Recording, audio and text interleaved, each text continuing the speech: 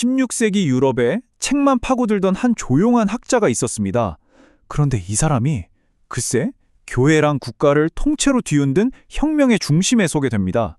이게 어떻게 된 일일까요? 오늘 우리가 파헤쳐볼 인물 바로 장칼뱅의 이야기입니다. 자, 그럼 시작해볼까요?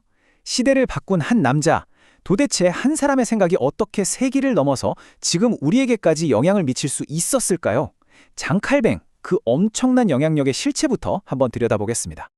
모든 건 스위스의 작은 도시 제네바에서 시작됐습니다. 칼뱅은 바로 이곳을 종교개혁의 심장부로 만들어버렸죠. 그리고 그가 만든 교회 시스템, 이게 바로 오늘날 장로교의 뿌리가 된 거예요. 여기서 끝이 아니에요. 이 생각의 불씨가 프랑스, 스코틀랜드, 영국을 거쳐져 저 멀리 아메리카 대륙까지, 와, 정말 말 그대로 프로테스탄트 신앙의 거대한 기둥이 된 겁니다. 정말 대단하죠? 그런데 여기서 진짜 놀라운 사실이 뭔지 아세요? 이 모든 걸 해낸 사람이 처음부터 무슨 혁명가나 개혁가가 아니었다는 거예요. 그냥 책을 너무 사랑했던 조용한 학자였다니까요.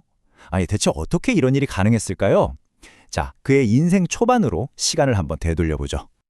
칼뱅의 시작은요, 우리가 생각하는 그런 거창한 개혁가의 모습과는 거리가 멀었어요. 오히려 아버지의 뜻을 잘 따르는 어찌 보면 평범한 아들이었죠. 그런데 그의 인생길이 전혀 예상치 못한 방향으로 틀어지기 시작합니다. 1509년 프랑스 누아영에서 태어난 칼뱅은요, 처음엔 아버지 계획대로 착실하게 성직자가 되려고 파리에서 신학을 공부했어요.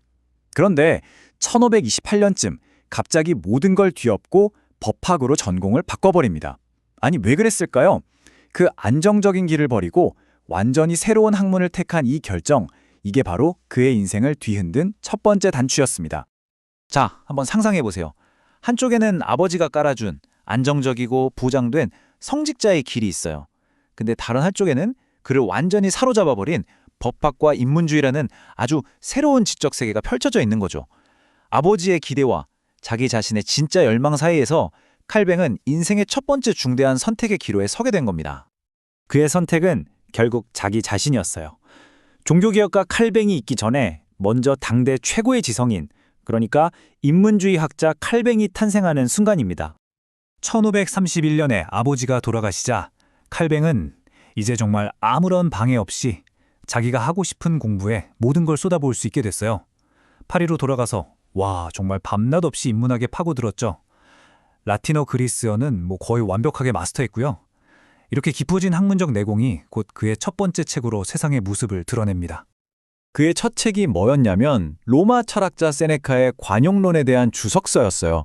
근데 여기서 진짜 재밌는 게 이 책의 숨은 의도입니다. 이게 그냥 나 공부 이만큼 했어 자랑하려는 책이 아니었어요. 사실 이 책은요, 당시 박해받던 프랑스 프로테스탄트들을 위해서 왕에게 제발 이들에게 관용을 베풀어 주세요 라고 호소하는 일종의 메시지였던 거죠. 벌써 젊은 학자 시절부터 그의 마음속에는 불의에 저항하는 뜨거운 신념이 꿈틀대고 있었던 겁니다. 이렇게 똑똑하고 장래가 촉망되던 인문주의 학자 칼뱅. 그런데 그의 인생을, 아니, 그의 모든 것을 180도 뒤바꿔버릴 엄청난 사건이 그를 기다리고 있었습니다. 자, 여기서 한번 멈추고 생각해 볼게요. 그는 이미 학자로서 성공가도를 달리고 있었어요. 굳이 그럴 필요가 없었단 말이죠. 그런데 대체 무엇이 그 안정된 길을 박차고 나와서 목숨까지 위태로울 수 있는 종교개혁가의 길로 뛰어들게 만들었을까요? 도대체 그를 움직인 결정적인 계기가 뭐였을까요? 그 답은 바로 갑작스런 회심이었습니다. 1534년쯤 그는 정말 극적인 내적 변화를 겪게 돼요.